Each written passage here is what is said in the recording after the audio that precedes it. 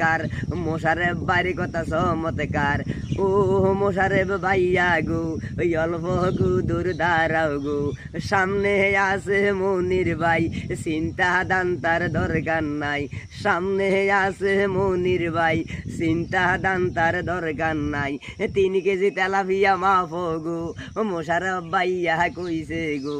tilapia আনছে মনির ভাই লাগে জাল বোয়াল বড় ভাই বোয়াল মাছের দরকার নাই